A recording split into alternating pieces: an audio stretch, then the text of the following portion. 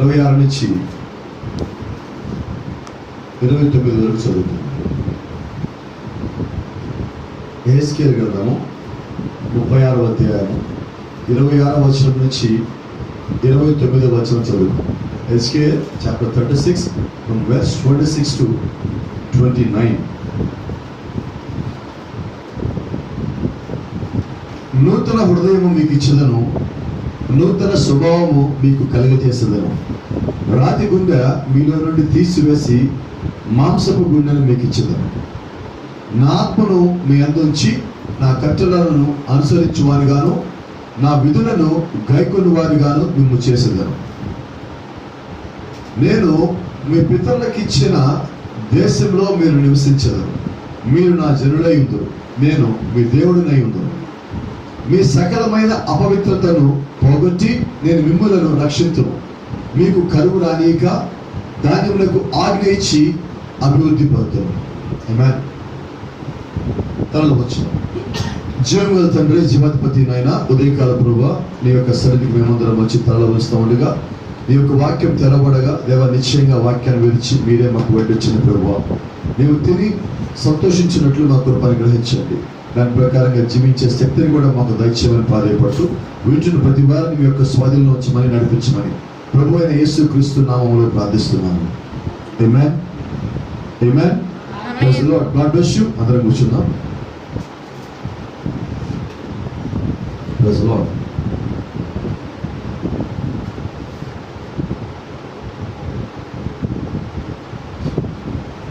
దేవుని చిత్తమైతే ఈరోజు ఒక చిన్న వర్తమానం దేవుడు నా హృదయంలో ఉంచున్నాడు. Only chosen people can conquer. అంటే ఎన్నుకోబడిన వారు మాత్రమే విజయం పొందుకుంటారు. Elected are the overcomers, only chosen people are the conquerors. దేవుడు ఎవరినైతే ఎంచుకున్నాడో, దేవుడు ఎవరినైతే ముందుగా ఏర్పరచుకున్నారో వాళ్ళు మాత్రమే విజయం సాధిస్తారు. హల్లెలూయా. గమనించండి, ప్రవక్తకు మాట్లాడుతున్నాడు, why some people can't keep the victory. ఎందుకని కొంతమంది క్రైస్తవులు లేకపోతే కొంతమంది ప్రజలు వారి యొక్క విజయాన్ని కొనసాగించలేకపోతున్నారు అన్న వర్తమానం మాట్లాడుతూ God likened his prophets to eagles. దేవుడు తన ప్రవక్తలని పక్షిరాజులతో పోల్చారు. Now the reason he likened that, because higher you go, the future you can see, the further you can see.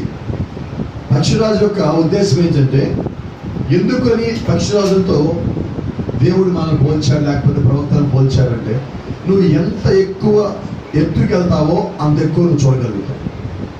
నువ్వు ఎత్తు ఎగరనప్పుడు ఎక్కువ చూడాలని ఆశపడవు. నువ్వు కష్టపడి చేయకుండా నా ఇంట్లో భోజనం నేను తినాలని కోరుకోవచ్చా?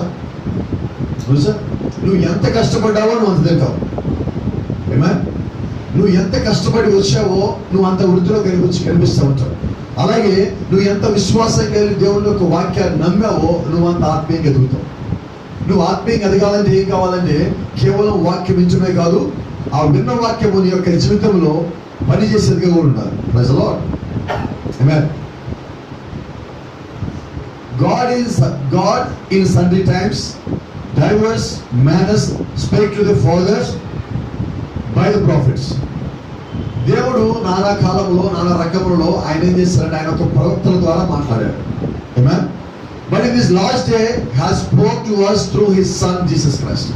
అయితే ఈ చివరి దినములో దేవుడు ప్రవక్తల ద్వారా మాట్లాడిన దేవుడే ఇప్పుడు నేరుగా మనతో మాట్లాడుతున్నాడు. ప్రభు యేసుక్రీస్తు నేరుగా మనతో మాట్లాడుతున్నాడు.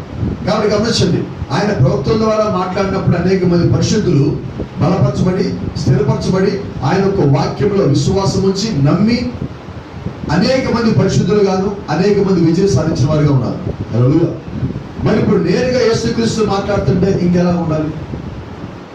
ఇంకా ఎక్కువగా మనం విశ్వాసం పొందుకోవాలి, ఇంకా ఎక్కువగా మనం బలపడాలి, ఇంకా ఎక్కువగా యేసుక్రీస్తులో మనం విజయాలు సాధించాలి. ఆమేన్. ఒక చిన్న మాట బైబిల్ చూపిస్తాను అనుకుంటున్నాను. మనకి తరచుగా చెప్పుకునేటప్పుడు శూన్యమైన ఉమెన్ గురించి చెప్పుకుంటాం. శూన్యమైన ఆ స్త్రీ గురించి మనం మాట్లాడుతూ ఉంటాం. When something happened to her son, then she came to the prophet. ఆమెకి ఏదైనా సమస్య వచ్చినప్పుడు, ఆమెకు సమస్య వచ్చింది, కుమారుడికి ఇబ్బంది వచ్చింది, శోధన వచ్చింది, మరణం వచ్చింది, ఆమె ఎక్కడికి వెళ్ళింది? అర్థమవుతుందా? ప్రవక్త దగ్గరికి వచ్చింది, శూన్యం మీద నేరుగా ఆ కాలానికి దేవుడి చేత పంపించబడిన ప్రవక్త దగ్గరికి వచ్చింది, అనగా వర్తమానం దగ్గరికి, అనగా దేవుడి చేత పంపించబడిన వాక్యం దగ్గరికి వచ్చింది. అంటే దాని ఒక అర్థం ఏంటంటే, నీకు శ్రమ వస్తే నువ్వు ఎక్కడికి రావాలి? వాక్యం దగ్గరికి రావాలి. నీకు శోధన వస్తే ఎక్కడికి రావాలి? వాక్యం దగ్గరికి రావాలి. ఇబ్బంది వస్తే ఎక్కడికి రావాలి? వాక్యం దగ్గరికి రావాలి. అయితే మనం ఏం చేస్తామంటే, ఇబ్బంది, శోధన, శ్రమ రాగానే ఫస్ట్ వాక్యం నుంచి దూరం అవుతాం. గమనించలేదని మన జీవితాలు. సంతోషం వచ్చినప్పుడు మనం దేవుడిని మర్చిపోతాము, దుఃఖం వచ్చినప్పుడు, బాధ వచ్చినప్పుడు ఏమో దేవుడిని దూషిస్తూ ఉంటాం. నిన్న ఒక చోట మేము ప్రార్థనకి వెళ్ళినప్పుడు, బహుశా బుధవారం అనుకుంటా, మధ్యాహ్నం ఒక భార్య భర్త ఇద్దరు వచ్చారు. ప్రార్థన చేయమని అడుగుతున్నా, వాళ్ళకి మేము ప్రార్థన చేస్తాం. భర్త అంటున్నాడు భార్యను చూపించి, నా భార్యలో ఏముందని అంటున్నాడు. చాలా 5 ఏళ్ళ నుంచి చర్చికి వెళ్ళి వాళ్ళకి ఇబ్బందులు వచ్చి చర్చ్ ఆగిపోయారు. చర్చ్ వాళ్ళే కట్టించారు, ఆగిపోయారు.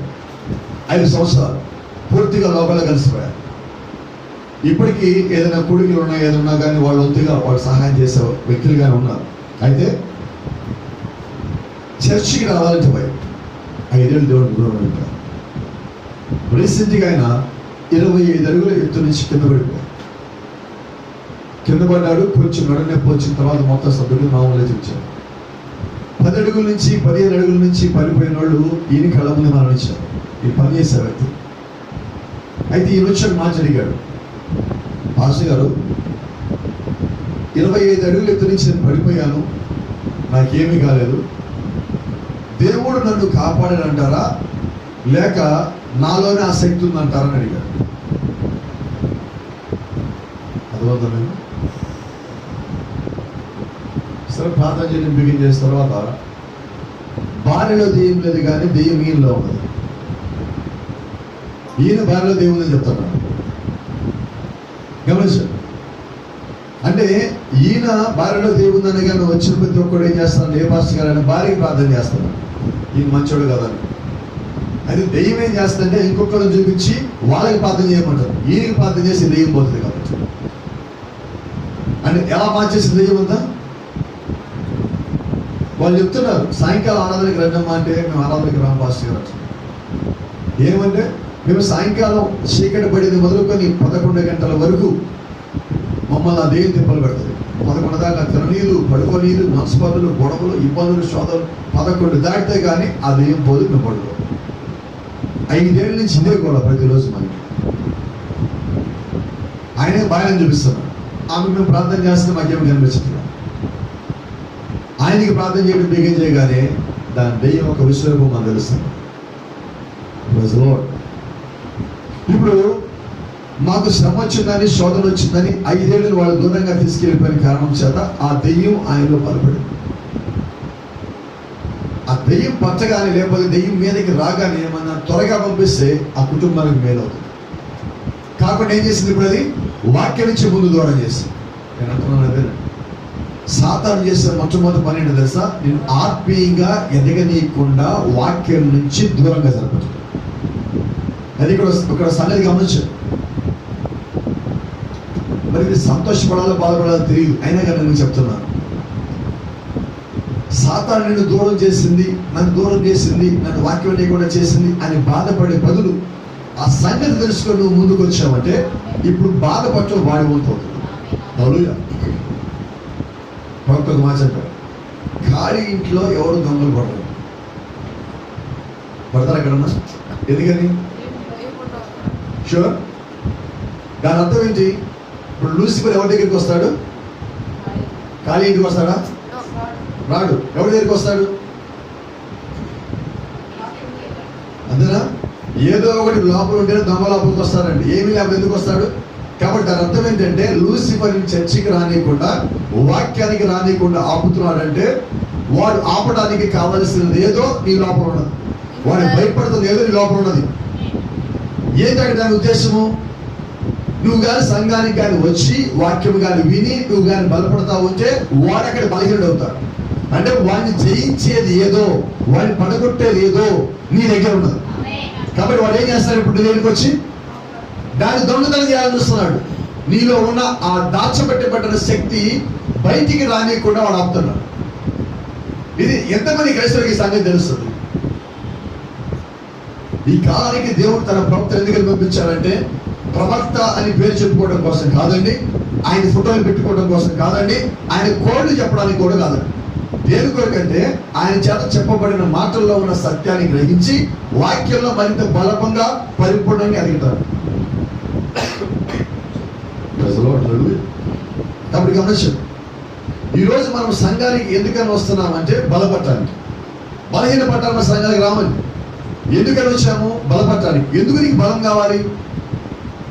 నీ మీదకి వచ్చే ఒత్తిడిని తట్టుకోవాలంటే, సమస్యను తట్టుకోవాలంటే, శోధనగా తట్టుకోవాలంటే దాన్ని జయించే శక్తి నీకు కావాలి. సో జయించే శక్తి నా దగ్గర లేదు. అయితే నేనంటాను, జయించే శక్తి నా లోపలే ఉన్నది. అయితే అది పరిపూర్ణంగా లేదు. దేవుడు మన భూమి మీదకి వచ్చినప్పుడు, మనం పుట్టినప్పుడు ప్రతి వాళ్ళు అన్ని ఆయన పెట్టే పంపించారండి. ఆయా సమయం వచ్చినప్పుడు, ఆయా స్థితి వచ్చినప్పుడు, ఆయా సందర్భం వచ్చినప్పుడు నీలో అది బయటకు వస్తుంది. ప్రజలో హల్లెలూయా. ఇప్పుడు మాట మీకు చెప్తాను, ఇక్కడ జ్ఞాపకం చేస్తాను. నాకు కొడుకు పెట్టున్నాడు, పాల్ మైకేల్. ఇప్పుడు 3వ నెల. ఇప్పుడు నా కొడుకుకి మీసాలు ఉన్నాయా లేవా? పెద్దయ్యాక ఎక్కడి నుంచి వస్తాయి? బయట నుంచా లోపల నుంచా? అంటే ఏంటి? ఇప్పుడు ఆ వయసు వచ్చేంత వరకు ఆ మీసం అనేది లోపలే ఉన్నది, రైట్? బయట నుంచి కొత్తగా ఏది రాలా. అదే ప్రవక్త అంటున్నాడు, నీ లోపల లేనిది ఏది నీ లోపల నుంచి బయటికి రాదు, అన్ని నీ లోపలే ఉన్నాయి. అయితే దేవుడు ముందుగా నీ లోపల అలా పెట్టినట్టుగా మరి ఆ చిన్న బిడ్డలో దేవుడు ముందుగా అన్ని దాచిపెట్టాడు. ఆ వయసు వచ్చి ఆ యొక్క పరిణితి వచ్చినప్పుడు ఆటోమేటిక్గా బయటకు వస్తాయి. ఆటోమేటిక్గా అనకూడదు కానీ అక్కడ పదం వాడకూడదు, క్షమించండి. దేవుడు నిర్ణయించిన సమయానికి అవి వస్తాయి. దాని ఒక అర్థమైంది. ఇప్పుడు ఒక చిన్న బిడ్డ ఉన్నాడు, చిన్న బిడ్డ పుట్టగానే మాట్లాడలేడు, 2 ఏళ్ళు 3 ఏళ్ళు అవగానే మాట్లాడుతున్నాడు. ఆ మాటలు ఎక్కడి నుంచి వచ్చింది? వాళ్ళు దేవుడు లోపల పెట్టున్నాడు. ఇప్పుడు ఇంకో మాట, ఇక్కడ మీరు పాటలు పాడారు. ఇప్పుడు ఈ తలాంత దేవుడు మీ లోపల ఎప్పుడు పెంచాడు? బుద్ధి పెరిగి పెద్దగా పెంచాడా? లేదండి. అయితే ఆ సర్టన్ టైం వచ్చినప్పుడు పని చేస్తారు. అంటే నీ లోపల దేవుడు అన్ని ముందుగా పెట్టున్నాడు. అయితే ఇప్పుడు నేనేమంటానంటే, సాతానుని జయించే శక్తి దేవుడి లోపల ఎప్పుడు పెంచాడు? నాకు పాటలు పాడే గిఫ్ట్ ఉన్నది అని మీకు ఎప్పుడు తెలిసిందో ఆ గిఫ్ట్ మీరు వాడటం బిగిన్ చేస్తారు. ఆమేన్. అలాగే సాతానుని జయించే శక్తి నా లోపల దేవుడు పెంచాడు అని మీకు తెలిసినప్పుడు దాన్ని వాడటం బిగిన్ చేస్తారు. అది తెలియదు అనుకోండి, ఎలా ఉంటుంది? అయితే సాతానుని జయించగలవు అని నీకు ఎవరు తెలియజేయాలి? నేను కాదు. ఎవరు తెలియజేయాలి? ప్రభువైన యేసుక్రీస్తు నీకు ఆ సంగతి తెలియజేయాలి. ఎందుకంటే నీ పేరుని గొర్రెపిల్ల జీవగ్రంథంలో రాసినవాడు ప్రభువైన యేసుక్రీస్తు. నేను రాయలేదండి. ప్రవక్త అన్నాడు, ఏ ప్రసంగికుడు నీ పేరుని గొర్రెపిల్ల జీవగ్రంథంలో రాయలేదు, నీ పేరు నువ్వు రాసుకోలేదు, ప్రభువైన యేసుక్రీస్తు రాస్తున్నాడు. ఎప్పుడు రాశాడు? జగత్తుకి పునాది పట్టడానికన్నా ముందుగా నీ పేరు అక్కడ రాశాడు. అయితే ఎవరు జయించేవారంటే ఆ గొర్రెపిల్ల జీవగ్రంథంలో ఎవరి పేర్లు అయితే ఉన్నాయో వారు జయించారు. ఎవరు పడిపోయేవాళ్ళు? ఎవరు ఒత్తిడిని తట్టుకోలేని వాళ్ళు? చెప్పండి. ప్రవక్త గొర్రెపిల్ల జీవగ్రంథంలో ఎవరి పేరైతే లేదో వారు జారిపోతారు, వారు పడిపోతారు. అయితే ఇక్కడ ఇంకో సంగతి కూడా చెప్పలేండి. నిజంగా గొర్రెపిల్ల జీవగ్రంథంలో ఉంటే వారికి కూడా ఒత్తిడి వచ్చింది, వారికి ఇబ్బంది వచ్చింది, వారికి శోధన వచ్చింది, వారు ఒకరికి వెనకేయచ్చు, జారిపోవచ్చు, పడిపోవచ్చు. అయితే వాళ్ళు విడవబడిన వారు కాదు. దేవుడు మళ్ళా వాళ్ళని లేపుకుంటున్నాడు, వాళ్ళు లేవనెత్తుతున్నాడు, వాళ్ళకి మరింత బలం నుంచి మళ్ళా ఆ తప్పు చేయకుండా దేవుడు వాళ్ళు నిలబెట్టుకుంటున్నాడు. కాబట్టి ఈరోజు మనకి ఏం కావాలండి? పడిపోయా నేను ఇక నా జీవితం అంతా అయితే నేను ఇలాగే ఉంటాను అని అనొద్దు. అక్కడి నుంచి ప్రవక్తనట్టుగా ఏదో ఒక రకంగా నువ్వు అక్కడి నుంచి ముందుకు కాదు, ఏదో రకంగా. Don't stay there. నువ్వు రాలేవా? కనీసం పక్కకు దొరు. ఒక యాక్సిడెంట్ అయిందండి, రోడ్డు మీద పడిపోయావు, యాక్సిడెంట్ అయ్యి వెనకాల వాహనాలు వస్తుంది. ఇప్పుడు నువ్వేం చేయాలి? ఎవరు లేరు అక్కడ, నువ్వు లేవలేస్తే ఆయన ఏం చేయాలి? ఇప్పుడు కనీసం పక్కే జరగాల. నీ ఒంట్లో ఉన్న శక్తి మొత్తం కోట తీసుకొని పక్కకు తోలటమో, జరగటమో, కాలు వీలుంటే కాళ్ళు ఉపయోగించడమో, చెయ్యి వీలుంటే చెయ్యి ఉపయోగించడమో, ఏదో రకంగా నువ్వు రెండు అక్కడి నుంచి పక్కకు తోలాలి. అక్కడి నుంచి నువ్వు పక్కకి రాకపోతే ఏం జరుగుతుంది? ఈ రోజు కూడా ఆత్మీయమైన జీవితంలో ఒకవేళ మనం పడిపోయి ఉంటే, లేవనే స్థితిలో అక్కడ ఆగిపోతే మనం ఏం చేయాలి? At least you should move, you should try. నువ్వు ప్రయత్నం చేయాలి. ప్రయత్నం ఈరోజు క్రైస్తవులు మానేశారండి. సమస్య ప్రయత్నం మానేశారు. ఎందుకని ప్రయత్నం మానేశారు తెలుసా? దేవుడు అంటే భయం లేక కాదు, దేవుడు అంటే భయం ఉండదండి, దేవుడు అంటే ప్రేమ ఉండదండి, దేవుడు అంటే ఇష్టం ఉండదండి. అయితే అక్కడ ఉన్న సమస్య ఏంటంటే ప్రయత్నం చేయటానికే ఇష్టం లేకుండా అయిపోయింది. అయితే నిజంగా దేవుడు కానీ మనల్ని పిలిచాడంటే మనం ఏం చేస్తామంటే ఏదో రకంగా దేవుడిని ముందుకు అడుగు పెట్టాలి. ఏదో రకంగా నేను కొద్దిగానే కదలాలి, ఒక అంగుళమైన దేవుడిని కదలాలి, ఒక అంగుళమైన నాకు విశ్వాసం పెరగాలి, ఒక inch at least I should increase my fight 1 inch. ఒక అంగుళమైన నా యొక్క విశ్వాసాన్ని నేను పెంచుకోవాలి. అయితే అది నా సొంతానికి కాదండి. అది ఎలా జరుగుతుంది? దేవుడు అనుమతి ఇవ్వాలి. ఎప్పుడు అనుమతి ఇచ్చాడు? ప్రవక్త అంటున్నాడు, నువ్వు వాక్యం నిలబడాలన్నా పడిపోవాలన్నా దేవుడు ముందుగా నిర్ణయించున్నాడు. అయితే దేవుడి ముందు నిర్ణయం నేను దగ్గర ఉన్నానంటే నేను పడిపోయినప్పటికీ కింద ఉన్నప్పటికీ దేవుడిని వదిలిపెట్టడు. మనం ఏం చేస్తామంటే ఏదో రోజు అక్కడి నుంచి ముందుకు వచ్చేస్తాం. ఏంటి ముందుకు రావడానికి కారణము? నా గొప్పతనమా? No sir. మీ గొప్పతనమా? పోనీ నో సార్. ఏంటి గొప్పతనం? ఏంటి? ఆయన ఇచ్చే కృప, అనంతమైన కృప, విస్తారమైన కృప. ఆ కృప మనల్ని లాగుతుంది. ఈ భూమికి ఎటువంటి ఆకర్ష శక్తి అయితే ఉండదో దానికి కొన్ని వేల రెట్ల శక్తి కృపకున్నది. ఇప్పుడు చూడండి, మన వస్తువును పైకి ఎగరేస్తే ఆ వస్తువు మళ్ళీ కింద పడుతుంది. అయితే దేవుడి కృపగా నేను పైకి లేపిందంటే మళ్ళీ కింద పడదు. ఇదో అటువంటి కృప దేవుడికి ఇచ్చాడు. ప్రవక్త అన్నాడు, దేవుడు నిన్ను ఎప్పుడైతే గొర్రెపిల్ల చివరిలో నీ పేరు రాస్తున్నాడో ఎంత ఒత్తిడి రాని, ఎంత ఇబ్బంది రాని, నీ నుంచి దేవుని వాక్యం వేరవు.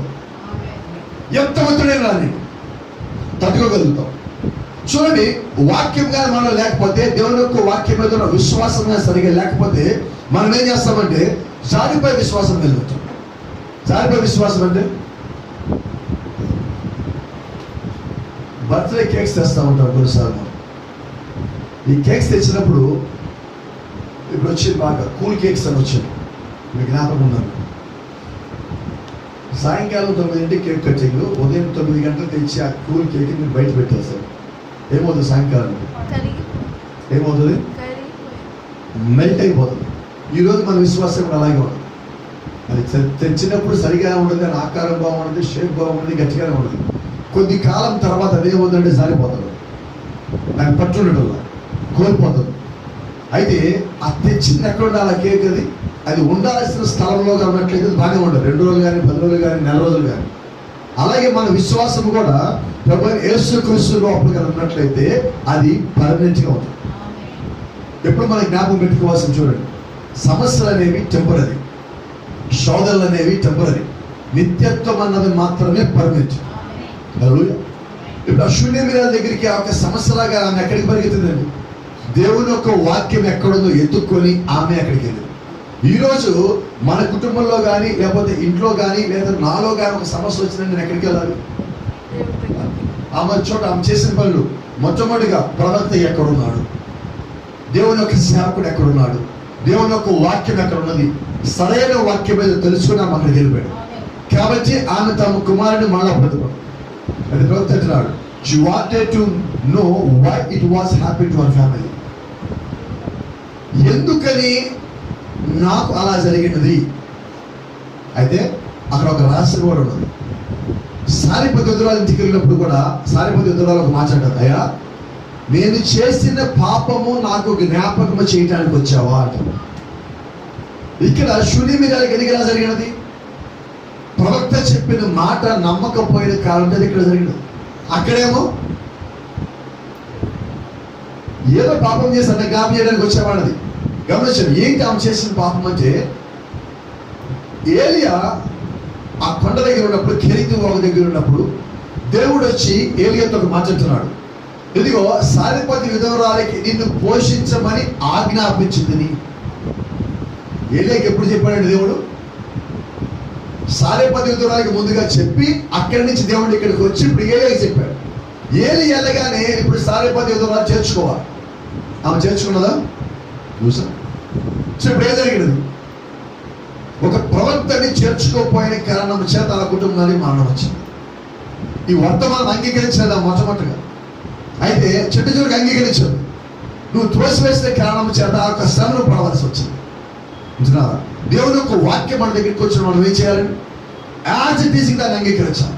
దాన్ని ఎటువంటి మార్పులు చేర్పులు చేయకుండా దాన్ని అంగీకరించవలసి ఉంది. ఆయన ప్రవక్త అంటున్నాడు, ఆ ఇంట్లో ఆ కుమారుడు మరణిస్తాడని తెలిసి దేవుడు ముందుగా ప్రవక్తలు అక్కడ పంపించాడు. అక్కడ లేకపోతే కుమారుడు జీవించేవాడు కాదు.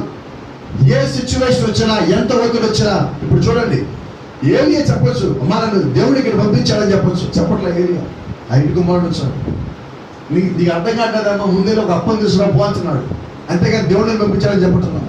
ఇప్పుడు దేవుడిని పంపించాడని చెప్పుకోవడం కాదని, అక్కడికి వచ్చినప్పుడు మనకు ఆ స్థితి అర్థం కావాలి. వచ్చే ద్వారా మనకు అర్థం కావాలా. వాక్యము కలిగిన వ్యక్తి వచ్చినప్పుడు మనం ఆ రీతిగా చేర్చుకోవాలా. వాక్యం మనం ఆ రీతిగా చేర్చుకోవాల్సి ఉన్నది. దేవుడు నా మనకి మహిమ కలుగును గాక. ఇంకో చిన్న మాట చెప్పనండి. ఒకసారి రూతుని మనం చూద్దాం.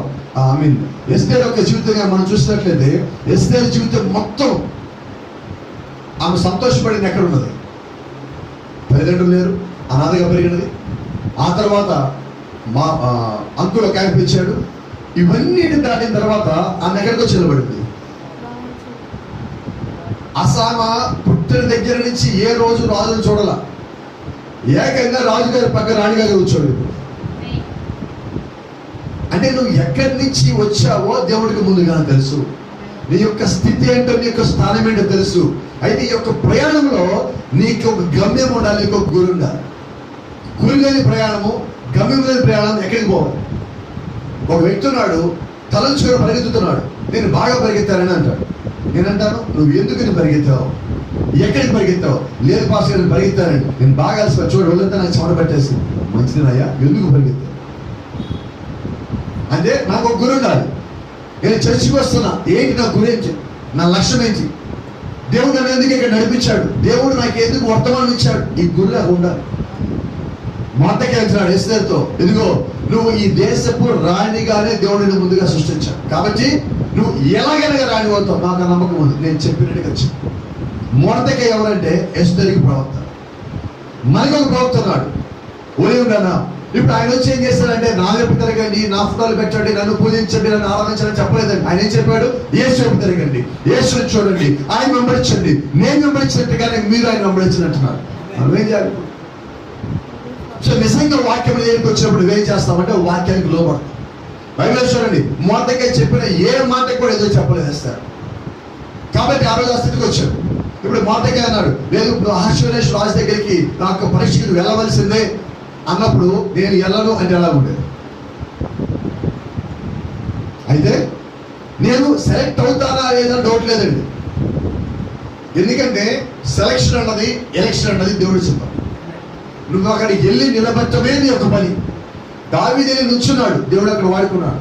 ఎస్తేర్ అక్కడ నిలబడింది, అహష్వేరోషు పిలుచున్నాడు. పౌలు మార్గంలో వెళ్తా ఉన్నాడు, దేవుడు వచ్చి మాట్లాడున్నాడు. పేతురు అక్కడ వస్తున్నాడు, దేవుడు వచ్చి మాట్లాడున్నాడు. కాబట్టి ఆ స్థలములకు, ఆ యొక్క సమయములకు, ఆ యొక్క స్థానంలో నువ్వు వచ్చి నుంచున్నప్పుడు దేవుడే నీ దగ్గరికి వస్తాడు. నువ్వు దాన్ని నమ్మవలసి ఉండదు, దాన్ని అంగీకరించవలసి ఉండదు. ఇంకోసారి రూతు యొక్క జీవితం చూడండి. రూతు యొక్క జీవితం ప్రారంభం ఎక్కడ? వేరొక చోట, మోయాబు దేశంలో, మోయాబీరాలు. అయితే దేవుడు ముందుగా నయోమిని అక్కడ పంపించాడు. నయోమి యొక్క కుమారుడికి రూతు వివాహం జరిగించాడు. తర్వాత నయోమి భర్త చనిపోయాడు, రూతు యొక్క భర్త చనిపోయాడు. వారికి అక్కడ ఏమీ లేకుండా చేశాడు. వారికి అక్కడ ఏమీ లేకుండా చేసిన తర్వాత ఇప్పుడు రూతు వచ్చి బోయాజుని పెళ్లి చేసుకోవాలి. ఇప్పుడు రూతు అక్కడి నుంచి ఇక్కడికి వచ్చిన తర్వాత ఎవరి పొలంలోకి వెళ్ళండి? బోయాజు పొలంలోకి. ఏ పొలంలో రోజు కూలీకి జాయిన్ అయ్యిందో అదే పొలానికి ఆమె ఒక దినం ఓనర్ అయింది. అదే పొలం. రెబెకా ఏ ఒంటికైతే కిందకి దిగిన బావిలోకి వెళ్ళి 100 మీటర్ల లోపల దిగి బిందెతో తీసుకొచ్చి నీళ్ళు పోసిందో అదే వంట ఆమెను మోసుకొని ఇస్రాయేలు దగ్గరికి పోయాడు. ఈమె ఏ పొలంలో పనిచేసిందో ఆ పొలానికి ఈమె యజమానైంది. కాబట్టి గమనించండి, ఆ పొలంలో పనిచేసినప్పుడు భర్తను కోల్పోయినప్పుడు నా జీవితం అంతా అయింది, నాకు ఇంకేమీ లేదు, నేను ఇలాగైపోయాను అలాగైపోయాను, ఏమీ లేదు. ఎందుకని? ఆమె నడిపిస్తుంది ఎవరు? నయోమి. నయోమి ఎవరంటే అక్కడ అప్పుడు నయోమి ఆమెకు ఒక ప్రవక్తగా ఉన్నది. నడిపిస్తుంది, సరైన చోట నడిపిస్తాడు. వాక్యము నిన్ను సరైన దిశలో నడిపిస్తాడు. ఇప్పుడు అయ్యేమంటుంది, ఇదిగో ఇక్కడి నుంచి నేను చెప్పి వచ్చి. ఎందుకని ఆ బోయజ్ ఎవరు నీకు తెలియదు. ఇప్పుడు మన బోయజ్ ఎవరు? ప్రభువైన యేసుక్రీస్తు. మనం అనేక శ్రమల నుంచి, శోధనల నుంచి, ఇబ్బందుల నుంచి, లోకముతో వివాహం చేసుకుని దాని నుంచి విడాకులు తీసి ఇక్కడికి వచ్చామండి. మనం లోకముతో ఇప్పుడు మనం ఎక్కడున్నామంటే బోయజ్ పొలంలో ఉన్నాము. అయితే బోయజ్ పొలంలో ఉన్నప్పుడు అక్కడ ఉదయం నుంచి అక్కడ ఏరుకుంటూ అలసిపోయి కొద్దిసేపు కూర్చొని మళ్ళా పని చేస్తుంది. అయితే పొలం దాటిపోదు. వినదా తెలుసా? బోయజ్ దానికి కావాల్సిన ఏర్పాట్లు మొత్తం అక్కడ చేశారండి. ఇదిగో ఇక్కడ మన పరివారం ఉన్నారు, వాళ్ళు నీళ్లు తోడారు, నువ్వు అటు ఇటు తినకు, ఇక్కడే ఉండు, ఆ పొలంలో నీళ్లు తాగుపో, ఆ పొలంలో పని చేసుకో, ఆ కుండలో నీళ్లు తాగు అని దేవుడే బోయజే ఆమెకి సమస్త ఏర్పాట్లు చేస్తున్నాడు. హల్లెలూయా. ఆమె కోల్పోయింది కొంతకాలం ఉన్నది, ఆ ఒత్తిడిలో ఉన్నది, శ్రమలో ఉన్నది, శోధనలో ఉన్నది. అయితే చివరికి ఆమె తెచ్చాడు. శూన్య మీద ఒత్తిడిలో పడింది, చివరికి ఆమె తెచ్చాడు. ప్రతి ఒక్క పరిశుద్ధుడు బైబిల్లో ఒత్తిడి లేకుండా విజయం సాధించారు. అయితే ప్రవక్త అంటున్నాడు, ఎందుకని అనేక మంది క్రైస్తవులు తమ యొక్క విషయాన్ని ఎక్కువ రోజులు కొనసాగించలేకపోతున్నారు? What is the reason? కారణం ఏంటంటే మనమే మాట్లాడుకుందాం, మన సంఘం గురించి అనుకున్నాం, వినేవాళ్ళు కూడా మన సంఘం వస్తుంది అంటున్నాం. ఎక్కువ కాలము మనం ఒకే రకమైన విశ్వాసం ఎందుకు ఉండలేకపోతున్నాం? What was the problem?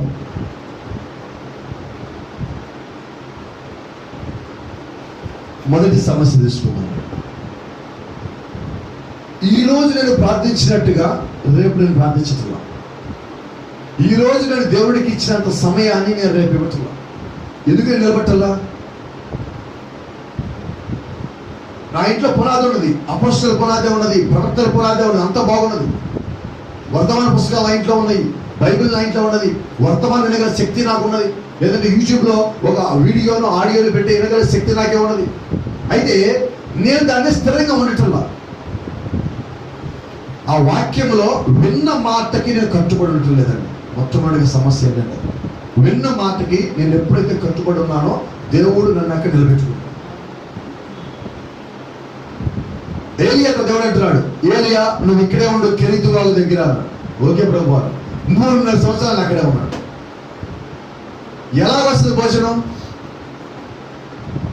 2 రకాలుగా వస్తుంది భోజనం. ఒకటి నువ్వు కష్టపడితే, రెండోది దేవుడు నీకు నిర్ణయిస్తాడు.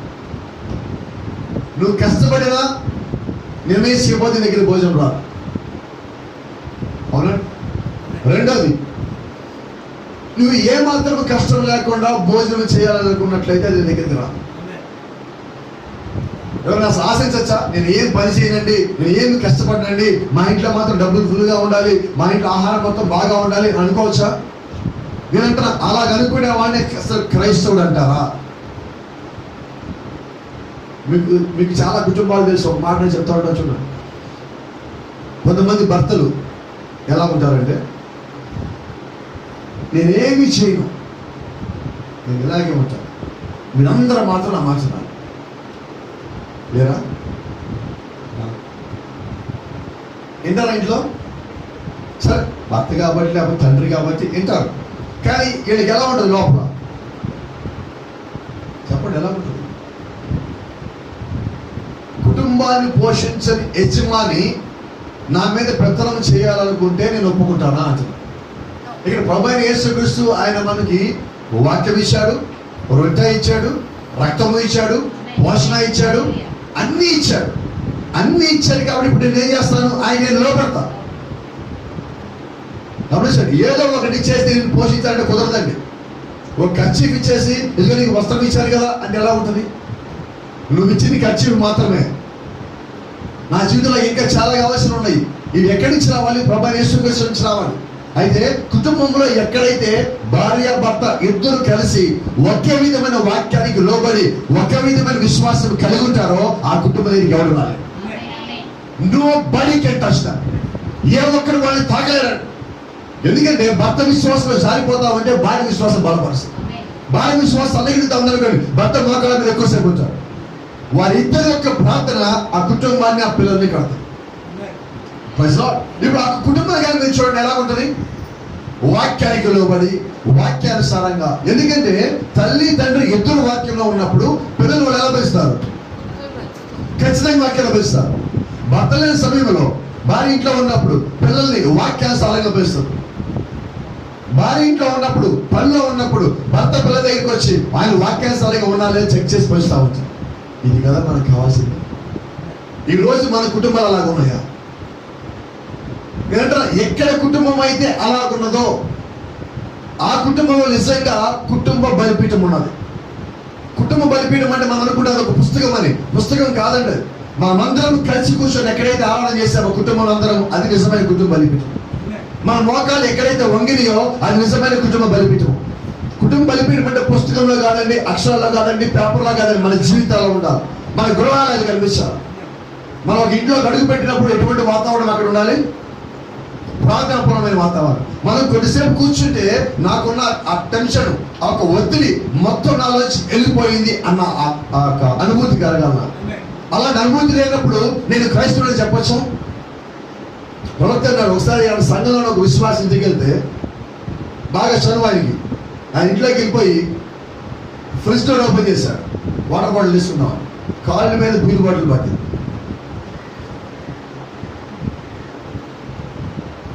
ఇప్పుడు ఆ కుటుంబం వాక్యానుసారంగా ఉందని చెప్పచ్చా? ప్రవక్త ఆశ్చర్యపోయాడు. ఏమన్నా ప్రవక్త అది తీసి లోపల పెట్టేసి తలిపేశాడు. ఈ అలవాటు ప్రకారంగా ఆ ఇంట్లో ఎక్కడ ప్రార్థన చేస్తారో తెలుసు. ఆవిడ చిన్న పాత టేబుల్ ఉంటుంది. ఆ టేబుల్ చుట్టూ మోకాళ్ళ మీద వంగుతారు. ఆ టేబుల్ కోసం ఎదుగుతుంటే ఆవిడ ఒక పెద్ద టేబుల్ ఉన్నది. ఆ టేబుల్ తీసేశారు. ప్రవక్త ఇక్కడ ఒక చిన్న టేబుల్ ఉండేది, మనమందరం కలిసి కూర్చొని మోచలు దాని మీద పెట్టి అందరూ మోకాళ్ళ నుండి ప్రార్థన చేసేవాళ్ళం కదా. ఆ కుటుంబ బలిపీఠ బల్ల ఎక్కడ అంటే వాళ్ళు అంటున్నారు అది పాత పడిపోయి తీసేసాము, ఇది ప్యాకెట్ ఆడుకోవడానికి టేబుల్ కొన్నామంట. ఇప్పుడు ఆ కుటుంబంలో దేవుడు ఉన్నాడు అంటున్నా. అసలు ఎక్స్పెక్ట్ చేసా? ఈ రోజు మనం ఏంటంటే అప్డేట్ అవుతున్నాం అనుకుంటా వాక్యాన్ని బయట పెడుతున్నాం. ఏడో సంఘకాలం ఏం చేసిందంటే దేవుడు బయటికి నెట్టేసింది. ఇప్పుడు ఆయన గుమ్మం బయట నిలబడి తలుపు కొడతా, తలుపు తీయండి నేను లోపలికి వస్తానంటున్నాడు. అది ఆయన సొంత ఇల్లు, లోపలికి ఆయన సొంత వారు. అయితే సొంత వారు ఆయన బయట పంపించేస్తే ఆయన బయట నుండి తలుపు కొట్టి నేను లోపలికి వస్తే మిమ్మల్ని కాపాడుతానంటున్నాడు. ఎవరైతే ఆయన లోపలికి పిలిచారో ఆయన వాళ్ళని కాపాడతారు. అయితే మనమే ఆయన బయట పంపించేస్తాం. మన ఆచారాలు సంప్రదాయాలు, కొంతమంది ఆచార సంప్రదాయాలు లేకపోయినప్పటికీ ఆయన బయట పంపించేశారు. ఇప్పుడు మనల్ని దేవుడు ఎలా కాపాడాలి? You are not letting him in. ఏంటంటే సమస్య? ఆయనని మనము లోపలికి రాణించలేదండి. ఆయన వస్తే ఇది బాగు చేస్తారు. ఆయన రాజ్యం ఏంటంటే వాక్యమును విన్నప్పుడు ఆ వాక్యము నీ లోపలికి వచ్చి పరిచయాలి. So let me tell you, వాక్యము నీ దగ్గరికి వస్తున్నది, మంచిదే. రెండోది వాక్యమును వింటున్నావు, మంచిదే. మూడోది నువ్వు చేయాల్సిన పని ఏంటి? దాన్ని లోపలికి రానియాలి. విని వదిలిపెట్టద్దు, దాన్ని లోపలికి తీసుకోండి. పైసలో అంటే మనం ఏం కలుగుండాలి? ఈరోజు మనం ఏదైతే వాక్యం విన్నామో విన్న వాక్యము మన యొక్క జీవితంలో పరిపూర్ణంగా పనిచేయాలి. పైసలో ఆమేన్.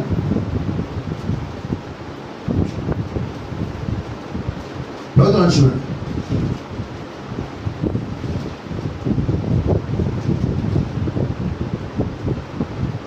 ఒక మనిషిని కొట్టాడు. దేవుడు నన్ను తీసుకొని నన్ను పట్టుకొని నేను ఇది పని చేస్తాను, నేను ఆ పని చేస్తాను, నువ్వు ఎలాగుండు అలాగుండు అని చెప్పాలని మనిషి కోరుకుంటాడు. గౌతన్నాడు. అయితే దేవుడు ఎప్పుడు అలాగా చెప్పలేదు, చేయాలి. అది మానవుని యొక్క స్వభావం. దేవుని యొక్క స్వభావం ఏంటంటే నువ్వు సరిగా ఉన్నప్పుడు ఆయన వాడుకోవడం ప్రారంభిస్తావు. ఇప్పుడు దేవుడు నన్ను వాడుకోవాలా లేదా అంటే మొట్టమొదటిగా ఆయన చిత్తంలో ఉంటుంది. రెండోది నా యొక్క జీవితంలో ప్రవర్తన ఉంటుంది. నా ప్రవర్తన మాత్రము నా ఇష్టం వచ్చినట్టుగా ఉండి దేవుడు నన్ను వాడుకోవాలని కోరుతున్నాను.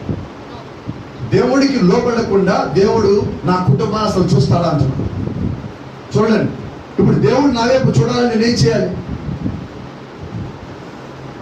ఇలా అనుకుందాం, మన ఇంటి చుట్టూ మంచి మంచి వాక్యాలు తగిలిస్తాం, అప్పుడు దేవుడు మన ఇంటి చూస్తాడు. అంతేనా? మంచి మంచి పోస్టర్లు పెడదాం, అప్పుడు దేవుడు మన ఇంటి చూస్తాడా? లేదా ఇప్పుడు సీజన్ కదా ఇది, ఏ సీజన్? స్టార్లు పెట్టే సీజన్. పెద్ద స్టార్ పెడదాం. ఇప్పుడు బయట చూడండి, అన్ని చర్చిలో డిస్కషన్ డబ్బులు కాల్సిన జరుగుతూ ఉన్నది. దేనికోసం? రేపు 27 కల్లా పెట్టేయాలా అంటాడు ఒకడు. ఇంకోటి అంటాడు ముందు వాళ్ళు పెట్టింది వీళ్ళు పెట్టింది తర్వాత మనం పెడదామంటాడు. మనదే పెద్ద స్టార్ పెడదామంటాడు. నువ్వు ఎంత పెద్ద స్టార్ పెడితే దేవుడిని అంత ఎక్కువగా చూస్తాడా? ఎలా దేవుడిని చూసేది? ఆయన చెప్పిన చిన్న మాటకు కూడా నువ్వు లోబడితే అప్పుడు దేవుడు చూస్తాడు. నువ్వు పెట్టే పెద్ద స్టార్లు కాదు. నువ్వు దేవుడిని పెద్దగా చూపించాలని కోరుకోకు. దేవుడికి నిన్ను పెద్దగా చూపించాలని కోరుకోకు. దేవుడిని పెద్దగా చూపించు. ఆయన యొక్క వాక్యానికి లోబడి అప్పుడు చూపించు.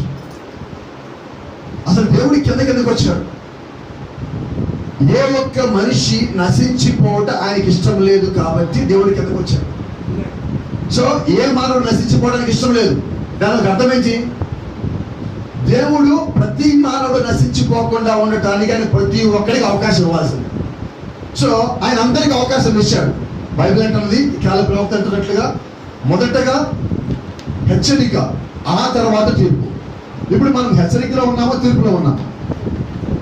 హల్లెలూయా, రైట్? అని ఇప్పుడు ఈ హెచ్చరికకి లోబడిన వాడు ఎవరు? దేవుడి చిత్తంలో ఉన్నవాడు. అంటే మన భాష మాట్లాడితే ఏర్పరచబడిన వాడు. పిలువబడిన వారు కాదండి, ఏర్పరచబడిన వారు. పిలువబడిన వారు పడిపోవచ్చు, పిలువబడిన వారు తొలగిపోవచ్చు, పిలువబడిన వారు అనేకులు, అయితే ఏర్పరచబడిన వారు కొద్దిమంది. ఈ కొద్దిమంది గురించి ఈరోజు మనం మాట్లాడుతున్నాం. ఎవరు దేవుళ్ళలో విజయం సాధిస్తారు, ఎవరు ఒత్తిడిని తట్టుకుంటారు, ఎవరు విజయాన్ని ఎక్కువ కాలం దేవుళ్ళలో కొనసాగిస్తారంటే ఏర్పరచబడిన వారు. ఈరోజు మన సమస్య ఏంటి తెలుసా?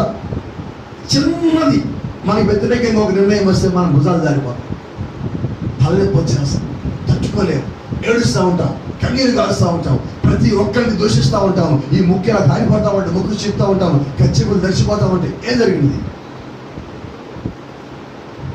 నేనంటాను, are you elected one?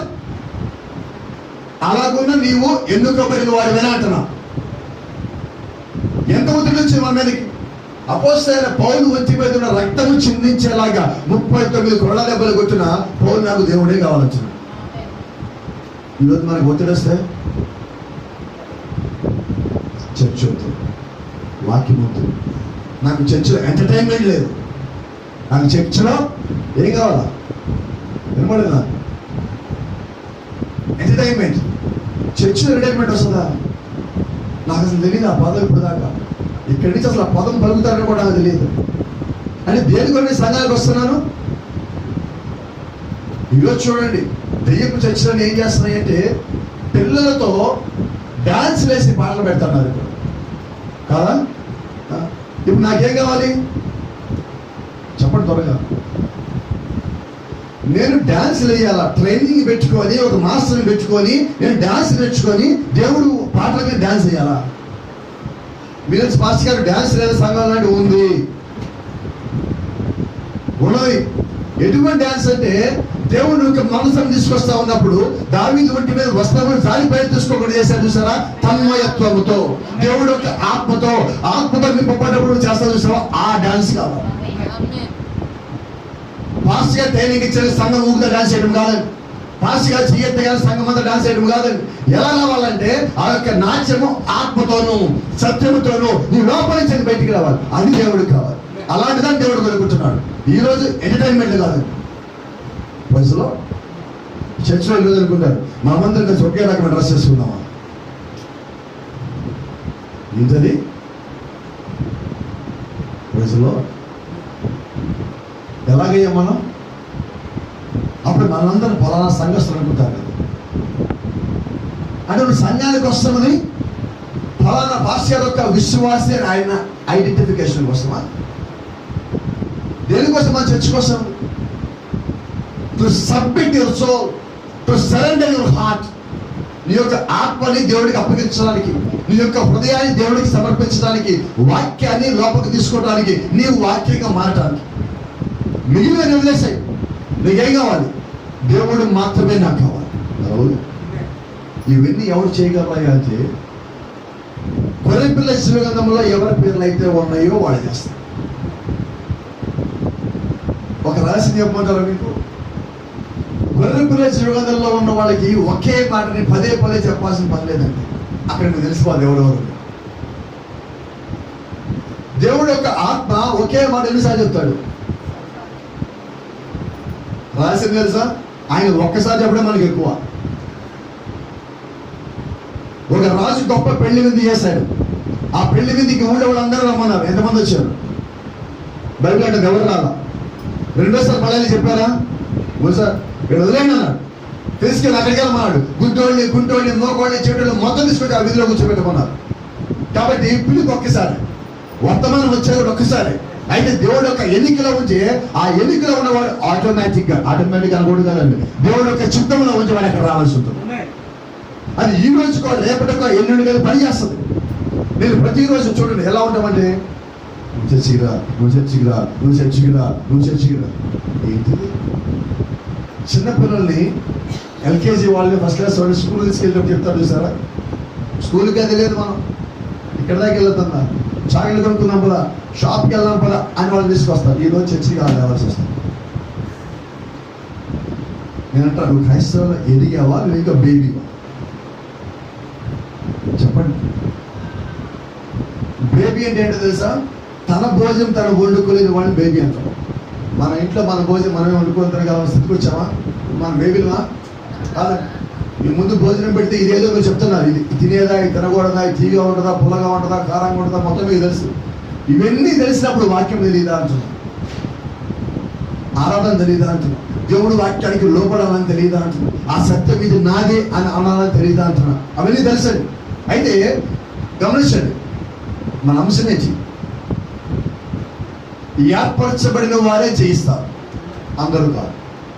So ఇలాంటి చిన్న చిన్న అడ్డంకులు వచ్చినప్పుడు ఆ అడ్డంకులు అడ్డు పెట్టుకొని మనం ఆగిపోవద్దు. ఇప్పుడు మోషే ప్రవక్త అన్నాడు. మోషే 6 నెలల పిల్లోడిగా ఉన్నప్పుడు ఆ చిన్న పెట్టెలో పెట్టి దేవుడు మోషే వాళ్ళ అమ్మ వదిలిపెట్టినప్పుడు ప్రవక్త ఉన్నాడు. ఇప్పుడు మోషేకి కూడా ఒత్తిడి వచ్చింది, మోషేకి కూడా సమస్యలు వచ్చింది, మోషే కూడా ఇబ్బందుల్లో ఉన్నాడు. అయినా కానీ ఇప్పుడు మోషేని ఎవరు కాపాడారు? ఎందుకని కాపాడారు? ఎన్నుకబడిన వాడు కాబట్టి మోషేకి అసలు శ్రమ అంటే తెలియదు, శోధన అంటే తెలియదు, నక్కంటే తెలియదు, ముసలంటే తెలియదు. అయినా కానీ దేవుడు కాపాడుకున్నాడు. అన్నీ తెలిసి దేవుడు నువ్వు కాపాడుకోరా. నువ్వు ఇంత వయసు వచ్చింది, ఇంత వర్తమానం మనం ఎదుగున్నాము, ఇప్పుడు మళ్ళీ ఎవరు కాపాడాలి? గాడవాళ్ళని. సమస్య ఏంటంటే, నేను ఈ సమస్య ఎలా దాటాలనుకుంటున్నావు అది సమస్య. నీకు వచ్చింది సమస్య కాదు. సమస్య ఏంటి? నేను ఈ సమస్య ఎలా దాటాలనే సమస్య. నీ సమస్య రాకూడదు ఏం చేయాలో తెలుసా? ఈ సమస్య నాది కాదు ప్రభు, ఈ సమస్య నీది. నేను ఎన్నికలో ఉంటే నువ్వు నాతో పాటు ఉంటావు. అది ఎంత పెద్దదైనా నేను ముందుకే పోతా ప్రభు, నువ్వు నాతో పాటు ఉన్నావు అని నమ్మకం. ఆ నమ్మకం నీకు 2,000 ఓడిపోయేలకు వచ్చాడు ఎవరు నాకు చూపించండి. ఎందుకంటే దేవుడు ఆ గొర్రె పిల్ల గ్రంథం రాసినప్పుడు ఆయన ఏ ఇంకుతో రాయలేదండి. ఎంత రాశాడండి? గొర్రె పిల్ల రక్తంగా రాశాడు. గొర్రె పిల్ల రక్తం అంటే ఎంతో విలువైనది, ఎంతో శ్రేష్టమైనది. దాంతో రాయబడిన పేరుని దేవుడు తీసేస్తాడా? దాంట్లో రాయబడిన పేరు పోతుందా? ప్రవక్త అంటున్నాడు, అక్కడ రాసిన ఆ రక్తం అనే ఇంకుని చెరపడానికి ఏ ఇంకు రిమూవర్ లేదంట. ఇంకు రిమూవర్ లేదండి. అంటే నీ పేరు అక్కడి నుంచి ఎవడు తీసేయలేడు. అక్కడ నీ పేరు ఉంటే నీ విశ్వాసం ఎలా ఉంటుంది? అక్కడ నీ పేరుంటే నీ యొక్క ప్రవర్తన ఎలా ఉంటుంది? అక్కడ నీ పేరుంటే నీ యొక్క ప్రార్థన ఎలా ఉంటుంది? అక్కడ నీ పేరుంటే నీ కుటుంబం ఎలా ఉంటుంది? జ్ఞాపకం చేసుకో. ప్రభు యేసు క్రీస్తులో కానీ ఉన్నట్లయితే నేను ఎవడు ఆపలేడు. అయితే నీకు ఆ సంగతి తెలియాలి. నేను యేసు క్రీస్తులో ఉన్నాను, నా పేరు అక్కడ ఉన్నది, కాబట్టి నేను అనవసరమైన దానికి, వ్యర్థమైన దానికి నా యొక్క సమయాన్ని ఇవ్వదు అని నాకు తెలియాలి. ఎలా తెలుస్తుంది? వాక్యమే నాకు బయలుపరచాలి. మనుషులు బయలుపరిస్తే కాదండి. No preacher can tell you. నీకు ఏ ప్రసంగి కూడా సంగతి చెప్పలేడు. ఎందుకని చెప్పలేడు? You are predestinated. నువ్వు ముందు నిర్ణయంలో ఉన్నామని నీకే తెలియాలి. ఒక స్త్రీకి వివాహ వయసు వచ్చింది, వివాహం జరగబోతా ఉన్నది, ఆమెకు పెళ్లి కోసం అలంకరించారు, ఆమె వచ్చి అక్కడ కూర్చున్నది. ఇప్పుడు ఆమెకి ఇంకా ఎవరన్నా నువ్వు పెళ్లి కూతురని చెప్పాలా? ఆమె ఎవరన్నా వచ్చి మనం బయటికి వెళ్తారా, షాపింగ్కి వెళ్తారా అంటే ఏమంటుంది? ఏమంటుంది? నేను పెళ్లి కూతురు, నా ఒంటి మీద వస్తాను కనబడలేదా నీకు అని బయట రమ్మంటావేంటి? మిమ్మల్ని ఎవరైనా వాక్యానికి విరోధమైన పని చేయమన్నప్పుడు మీరేమన్నారు? I'm bride, I can't do this. నేను వధువుని, నేను ఈ పని చేయలేను. అవన్నీ అయిపోయినాయి, గతం అయిపోయింది. ఇప్పుడు నేను మారాను. I'm brand new person in Christ. ప్రభు యేసుక్రీస్తు ఇప్పుడు నేను కొత్త జీవి. అదేగా మనం వాక్యం చదువున్నాం. ఆయన ఏం చేశాడు? మనకున్న మనసు తీసేసి, రాయి వంటి మనసు తీసేసి ఏ మనసు ఇచ్చాడు? మెత్తని మాంసము కలిగిన గుండెలు ఇచ్చాడు. రాతి గుండె మనకి ఇప్పుడు లేదండి. ఆయన అంటాడు, మీరు నా యందు నిలిచిన యెడల నిశ్చయంగానే కృప మనకి ఇస్తానంటున్నాడు. మనలో ఉండే మొత్తం తీసేస్తున్నాడు, కొత్త మనకి ఇస్తే మనకి కొత్త జీవిగా చేస్తానంటున్నాడు. ఎవరిని చేస్తాడు ఆయన? ఎన్నికలో ఉన్నవాడు, అందరినీ కాదండి. బైబిల్లో ఒక మాట ఉంటుంది, యేసుక్రీస్తు లోకములో తన వారిని ప్రేమించాడు, లోకాన్ని కాదండి. ఆ తన వారంటే ఎవరు? ఆయనలో ఉన్నవారు. ఇప్పుడు ఆయనలో ఉన్నవారిని ఎవరు కాపాడాలి? ఆయన కాపాడుకోవాలి, రైట్? అదే మనం ఉందామా? మనకి శ్రమ వస్తే ఎవరు కాపాడాలి? మనకి శోధన వస్తే ఎవరు కాపాడాలి? మనల్ని ఇబ్బంది పెడితే ఎవరు కాపాడాలి? ఇప్పుడు నీకు ఎంత పెద్ద ఒత్తిడి వచ్చినా కానీ నీకు కాపాడేవాడు ఎవరు ఉన్నారంటే ఆయన పేరు ప్రభు యేసుక్రీస్తు. ఆమేన్. అయితే ప్రభుత్వం అంటున్నాడు, నువ్వు ఎంత ఎన్నుకబడినప్పటికీ, గొర్రెపిల్ల రక్తం కింద నువ్వు ఉన్నప్పటికీ మోసం చేసేవాడి దగ్గరికి వస్తాడు. వాడు వచ్చి ఏదో రకంగా పడగొట్టాలని చూస్తాడు. అయితే వాడు ఏం చేసినా నీ దగ్గర ఉన్న పునాది దగ్గరికి రాడు. పైన వాడు ఏం చేసినా వాడు నీ పునాదిని వాడు తాకలేడు, పునాదిని పడగొట్టలేడు. ఎందుకంటే పునాది నువ్వు కట్టలా. ఇప్పుడు మనం అనుకున్నట్టుగా ఎవరు సంఘపు గోడ వాళ్ళు కట్టేసుకుంటున్నారు, ఎవరు కుటుంబ గోడ వాళ్ళు కట్టేసుకున్నారు, ఎవరు వ్యక్తిగతమైన జీవిత గోడ వాళ్ళు కట్టేసుకుంటున్నారు. నువ్వు కట్టుకుంటేనే సమస్య. వాక్యానికి అనుమతిస్తే, వాక్యము కడితే నీ జోలికి ఎవడున్నాడు? Beast will deceive all that dwells upon the earth, whose names are not written in the book of Lamb. ఎవరైనా మోసగించబడేది ఆ సాతాన్ అనేవాడు వచ్చి ఎవరిని మోసగిస్తాడంటే, గొర్రె పిల్ల జీవనంలో ఎవరి పేర్లు అయితే లేవో వాళ్ళని వాడు మోసగిస్తాడు. అయితే గొర్రె పిల్ల జీవనంలో ఉన్న వాళ్ళు కూడా మోసగించడానికి ప్రయత్నం మీద చేసిపోతాడు. ఎక్కడికి చెప్పాం? ఖాళీ ఇంట్లో ఎవడు దొంగలు పడతాడా? వాడండి. ఏ ఇంటి దొంగలు పడతారు? బయట మన ఇంట్లో చెందాలి. మనం చూస్తారు కదండి, చూడగానే ఈయన బాగా కనిపిస్తున్నాడు, అదిగో ఈయన బాగా రెడీగా వెళ్తుంది కాబట్టి ఈ దగ్గర ఏదో ఉన్నది అనుకున్నోడే వాడు మిమ్మల్ని గమనించి ఎంక్వైరీ చేసి ఇంట్లోకి వస్తాడు.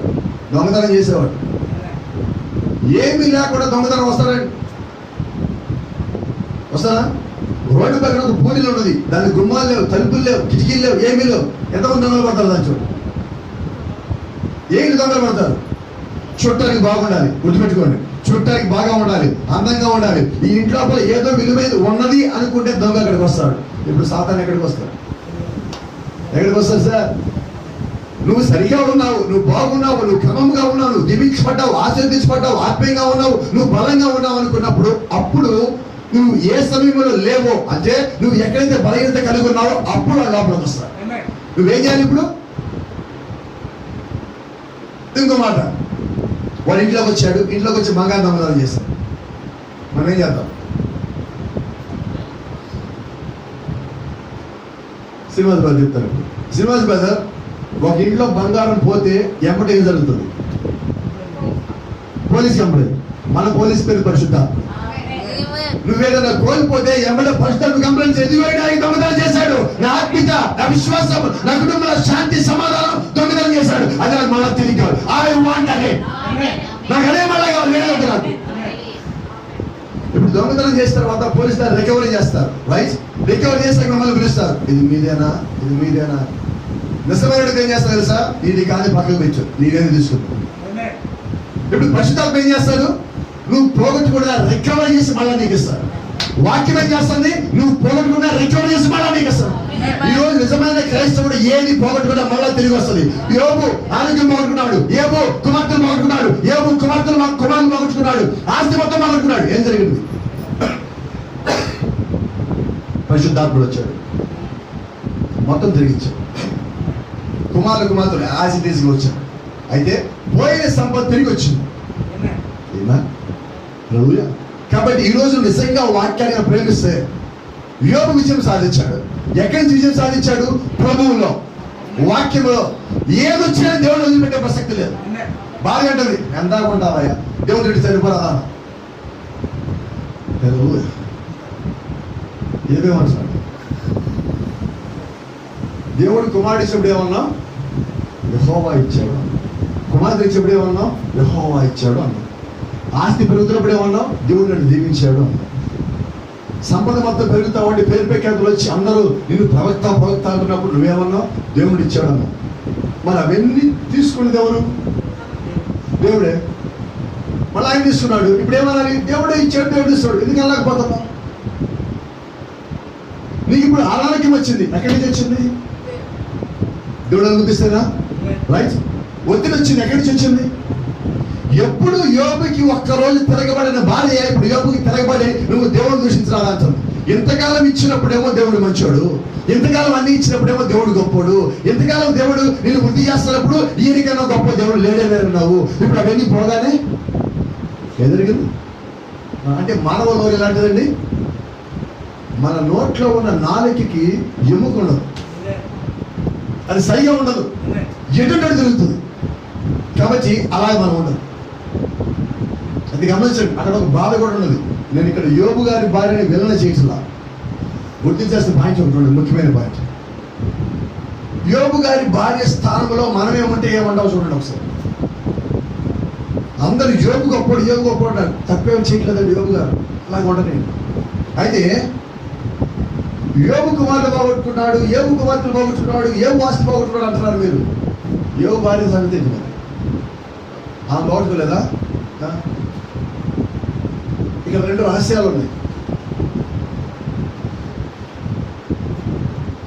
యోబుకి అనారోగ్యం వచ్చింది కానీ యోబు భార్యకి రాదా?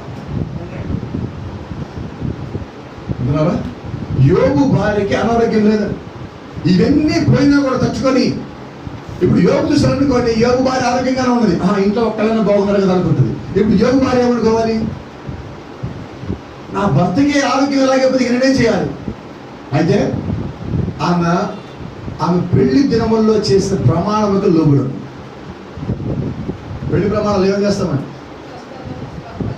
కష్టాలు, సుఖాలు, ఆరోగ్యము, అనారోగ్యము. ఏంటంటే అక్కడ అనారోగ్యంలో కూడా ఇప్పుడు ఆమె ఏమంటుంది? ఏది మళ్ళీ విడదీయాలి భార్య భర్తల నుంచి? మరణము వచ్చి మళ్ళీ విడేస్తే తప్ప మళ్ళీ విడిపోము అని ఇప్పుడు యోబు భార్య పెళ్లి ప్రమాణాలు కట్టుబడి ఉన్నది. ఎలా మనం చూడండి. ఇప్పుడు భర్త గారు చనిపోతే అక్కడి నుంచి వెళ్ళిపోవచ్చు, పెళ్లి ప్రమాణం అయిపోయి బ్రేక్ అయిపోవచ్చు. ఎలా ఉండదు అక్కడ. ఇప్పుడు దేవుడు ఏం చేయాలి? యోబు మీదకి అంత ఒత్తిడి తెచ్చినా కూడా యోబు ఎన్నికలో ఉన్నాడు, యోబు ఎన్నుకోబడిన వాడు. కాబట్టి ఇప్పుడు దేవుడు ఏం చేయాలంటే యోబుని నిలబెట్టుకుంటున్నాడు. ఇన్ని పనులు జరుగుతూ ఉంటే మీరు అనొచ్చు, పాస్టర్ గారు దేవుడు ఏం చేస్తున్నాడు చూస్తున్నాడు. నువ్వు ఎంత భరించగలవు, ఎంత ఒత్తిడి తట్టుకోగలవు, అంతవరకే దేవుడు నిన్ను చూస్తూ ఉంటాడు. నువ్వు ఒత్తిడి తట్టుకోలేకపోతే చూసావా, ఎమ్మడానికి వచ్చేస్తావు, ఎమ్మడానికి మీదకి వచ్చేస్తావు. నిన్ను కాపాడుకునే బాధ్యత నీవు ఒత్తిడి తట్టుకోలేక ప్రభువా నువ్వు కేకబెట్టినప్పుడు ఆ పేద నెలలో మునిగిపోతున్నాడు, నడిచేటప్పుడు ప్రభు చూస్తున్నాడు, నెలలో మునిగిపోయేటప్పుడు ప్రభు చూస్తా లేదండి, అక్కడికి వచ్చేసాడు. ఈరోజు నేను ఏమంటున్నా, నువ్వు వాక్యం నడుస్తూ ఉన్నప్పుడు, స్థిరంగా నడుస్తూ ఉన్నప్పుడు దేవుడిని దూరంగా చూస్తున్నావు. నువ్వు పడిపోతున్నప్పుడు, జారిపోతున్నప్పుడు నువ్వు కానీ కేక పెడితే కృప రెండు కాళ్ళ మీద నడిచి నీకు వచ్చి కుడిచి చాపి నిన్ను పట్టుకొని పైకి వెళ్తా ఉండదు. అయితే ఏర్పరచబడిన వారిని మాత్రం దేవుడు కాపాడతాడు.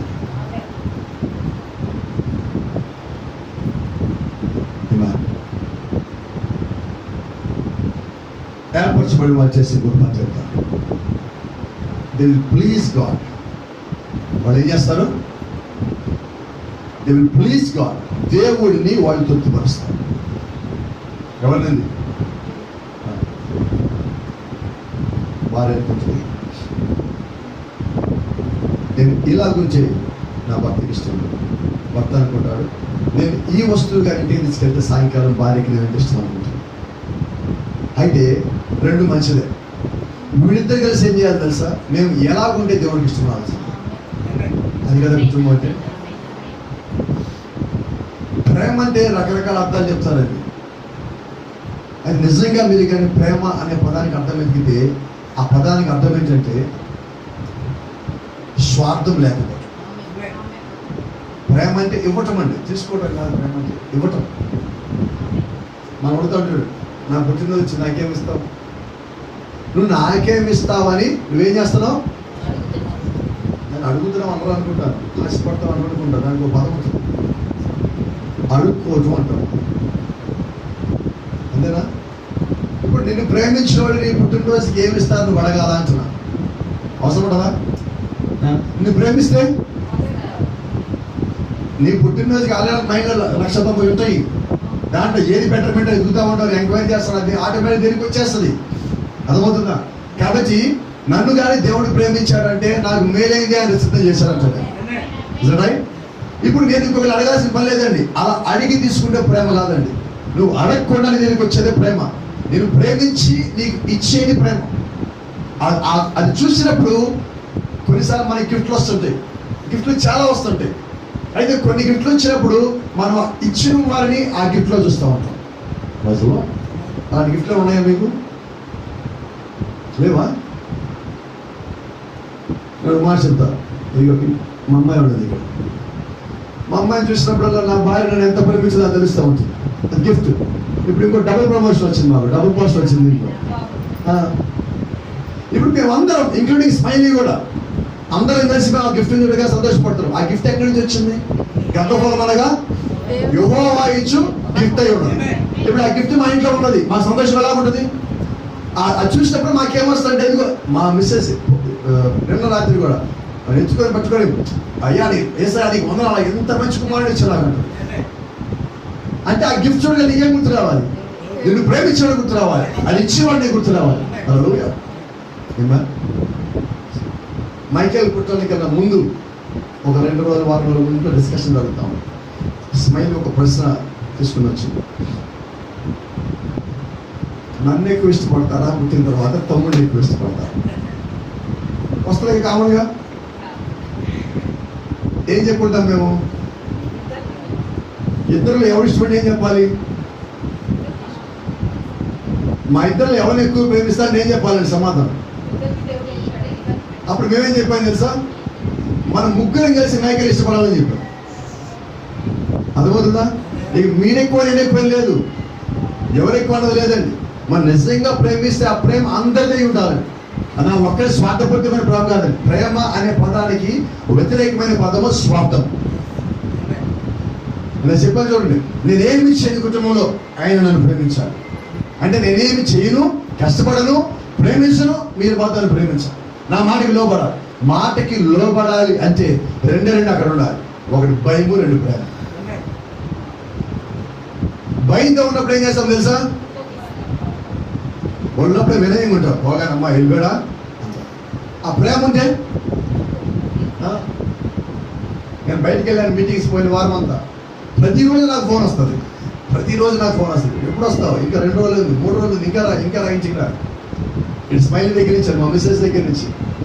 ఈలోపు మావాడు కూడా మధ్యలో అంటున్నాడు ఫోన్ దగ్గర పెట్టగానే. అంటే ఏంటి, నువ్వు ఎప్పుడు వస్తావు అని. ఇప్పుడు నాకు ఎలా ఉంటుంది బయట ఉన్నప్పుడు? కుటుంబంలో యజమానికి ఎలా ఉండాలంటే ఎప్పుడెప్పుడు ఇంటికి రావాలని ఉండాలి, పని ముగించుకోవాలి. అంతేగాని పని అయిపోయింది, ఎప్పుడు ఇంటికి వెళ్తాం, గంట ముందు అయిపోయింది, ఒక గంట ఆగెళ్దాం అని అనుకునే స్థితిలో నేను ఉండదు. ఎప్పుడైతే నా కుటుంబంలో దేవుడు ప్రేమను ఇచ్చాడో, శాంతిని ఇచ్చాడో, సమాధానం ఉంచాడో, మా మధ్యలో ఆప్యాయత ఇచ్చాడో, అనుబంధం ఉంచాడో, అనురాగం ఉంచాడో, నేను పరిగెత్తుకుని ఇంటికి వస్తాను. నేను అది పోగొట్టుకోను. అలాగే దేవుని వాక్యంలో కూడా, అలాగే దేవుని యొక్క సంఘ సహవాసంలో కూడా, అలాగే ప్రభురాత్రి భోజనంలో కూడా, అలాగే ప్రార్థించేటప్పుడు కూడా, అలాగే వాక్యం వినేటప్పుడు కూడా, సంతోషించేటప్పుడు కూడా నేను ఏది పోగొట్టుకోను, ఏది వదులుకోను. ఇది నాదే ఉన్నది, ఈ సంతోషం నాదే ఉన్నది. అయితే లెట్ మీ కంక్లూడ్. చెప్పిన మాట కూడా తీసుకుంటాం. It is not for me to judge or determine. ఒక నిర్ణయం తీసుకోవడానికి, ఒక మాట అనటానికి నేను ఎవరిని? దేని గురించి అని ఈ మాట అన్నాడంటే సంఘంలో ఉన్న విశ్వాసాల గురించి. విషయ ఏ preacher God is part to do. ఒక ప్రసంగికుడు ఏం చేస్తాడంటే తన ప్రసంగం చేస్తారు, ప్రసంగం చేసి ముగించేస్తారు. రైట్? దేవుడు ఒక రాజ్యానికి కావాల్సిన బోధ అయితే ఉందో ఇక్కడ బోధించేశారు. ఇప్పుడు నువ్వేం చేయాలి? You will act according to your nature of your soul or your nature of your heart. నువ్వేం చేస్తావంటే నీ హృదయం యొక్క స్వభావం ఎలా ఉందో నువ్వు అలాగే దాన్ని ఆచరిస్తావు. రైట్? ఇప్పుడు ప్రభుత్వం తెలుసున్నాడు. ఒక ప్రసంగి కూడా ఏం చేస్తాడంటే ఒక పెద్ద వాళ్ళు పట్టుకొని సముద్రం దగ్గరికి వెళ్ళి బాగా వాళ్ళని గట్టిగా ఇస్తాడు. ఎస్సగిరినంత గట్టిగా ఇసురు మొత్తం లాగుతాడు. లాగి మొత్తం వాళ్ళ తెచ్చి పెట్టుకుంటాడు. పెట్టుకున్నాక తెలిసి చూస్తే లోపలే ఉంటాయి water. spiders, fishes, lizards, frogs, tadpoles, and everything will be there. అన్ని దానిలో ఉంటుంది. Amen. ఇప్పుడు దీంట్లో దేనికోసం ఈయన వలేశాడు? మిగిలినది వచ్చినాయి కదా. ఇప్పుడు అలా కాకుండా ఈయన బల్లుల్ని, కప్పల్ని, లేకపోతే దాన్ని ఏమంటాం మండగబ్బల్ని తీసుకొచ్చి ఈయనన్నీ అమ్మకానికి పెట్టాడు. ఏం కొంటారు? మిగిలిన ఏం చేయాలి అంటే నువ్వు వలేసి పట్టినప్పటికీ కూడా వాటి మీద ఉపయోగం లేదు. ప్రవర్తన రాడు. చేప పని చేపే చేస్తాడు. చేప పని దాన్ని ఏమంటారు? బల్లి చేయదండి. బల్లి పని చేప చేయదండి. ఎవరి పని అడగదు. సో ఇది నువ్వు బల్లివి, నువ్వు చేప పని నేను చెప్పాలా? చెప్పండి. ఇదిగో నీ కుటుంబం ఇలాగుంది, నువ్వు ఇలా ఉన్నావు నేను చెప్పాలా అని అంటున్నాడు. అది ఒక ప్రసంగికుడు పని కాదండి. ఇది అవునా కాదా చెప్పి నువ్వు ఇలాంటి వాడు అని చెప్పేది. వాక్యము మనకి చెప్పాలి. నేనెవరో నాకు తెలియాలి. ప్రసంగికుడు పని అనేది వలేసాడు, దాన్ని పట్టాడు, తీసుకొచ్చాడు, పెంచాడు. కప్పలు వేసి దూకి వెళ్ళిపోతా ఉంటాయి. చేపలు అక్కడే కుడతా ఉంటే పడతా ఉంటాయి. దాని గురించి ఇంకో మాట చెప్పండి. తర్వాత ఒక రోజు చికాగో దగ్గర ఒక నది దగ్గర నుంచున్నాడు. సాయంకాల సమయంలో ఆ నది దగ్గరలో కొంచెం గాలి ఎక్కువగా వస్తా అలలు పైకి లేస్తాం. అలలు పైకి లేచి పడతాం. ప్రవక్త అన్నాడు, చూస్తాను నుంచి ఆయన పక్కన ఆయనతో, ఈ నదికి రివైవల్ వచ్చిందాను, ఉద్యమం వచ్చిందాను. ఆయన అన్నాడు, ఉద్యమం వచ్చింది ఎలా చెప్తావు అయ్యా అన్నాడు పక్కన ఆయన. ఆ నదిలో నీళ్ళు ఎగిరి పడుతున్నాయి కదా, అందుకని అన్నాను. అసలు ఉద్యమం అంటే నువ్వేమనుకుంటున్నావు అన్నాడు. ఉద్యమం అంటే ఏంటంటే ఆ నదిలో ఉన్న చెత్త మొత్తం ఆ అలొచ్చి కొట్టి బయటపడేస్తుంది, మళ్ళీ వెళ్ళిపోతుంది. చెత్త పడేస్తుంది, మళ్ళీ వెళ్ళిపోతుంది. అలాగే నువ్వు సంఘంలో నువ్వు కేకలు పెట్టినప్పుడు, ఆమె చెప్పినప్పుడు, పరిశుద్ధాత్మ లోపలికి వచ్చినప్పుడు నీలో వాక్య వ్యతిరేకమైన ఏదైతే ఉన్నదో మొత్తం చెత్తలాగా బయటికి వెళ్ళిపోతుంది. అయితే రహస్యం ఏంటో తెలుసా? అక్కడ ఉద్యమం వచ్చినప్పుడు సముద్రం ఎంత పెద్ద అల పైకి వచ్చినప్పటికీ కూడా ఒక్క నీటి బొట్టు కూడా పెరగల దాని లోపలేదు, ఉన్నదే పైకి వచ్చింది. ఏంటని అర్థం? నీ లోపల ఏమున్నదో అదే బయటకు వస్తుంది. ఏంటో చెప్పిన మాట. ఇప్పుడు మా వాడికి 3 నెలల మీసాలు ఉన్నాయా? మీసాలు ఉంటాయా? ఉంటాయి. ఎప్పుడు వస్తాయి? ఆ టైం వచ్చినప్పుడు. ఇప్పుడు మనలో దేవుడి గుణాలు లోపల ఉన్నాయి. ఆ సమయం వస్తే బయటకు వస్తాయి. ఆ సమయం రాకుండా అది రాదండి. నువ్వు సమయానికన్నా ముందే రావాలని కోరుకోవద్దు. ఆ సమయానికన్నా ముందు రావాలని కోరుకుంటే అది రాకపోయినప్పుడు ఇది నాకు దేవుడు ఇవ్వలేదు, నేను అడిగాను ఇవ్వలేదు అని మనం అంటాం. అయితే దేవుడు ఏం చేస్తాడు? ఆ సమయానికి నీకు ఇవ్వటానికి సిద్ధపరిచి ఉంచాడు. ఇప్పుడు నేను చేయాలంటే నేను ఆ సమయం కొరకు ఓర్పు కలిగి ఎదురు చూడాలి. ఈరోజు సంఘంలో అత్యంత తక్కువైన లక్ష్యం ఏంటి తెలుసా? అంత స్పీడ్గా చెప్పేశారు. ఫిక్స్ అయిపోయారా? ఏంటి మన దగ్గర తక్కువ ఉంది? సహనం.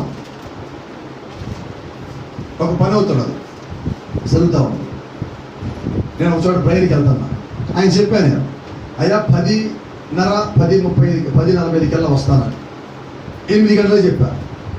8 గంటల నుంచి 10:30 అక్కడికి వెళ్ళాను. 10:43 వెళ్ళాను. అంటే ఆయన చెప్పిన దానికి 2 నిమిషాల ముందే అక్కడ చేరుకున్నాను.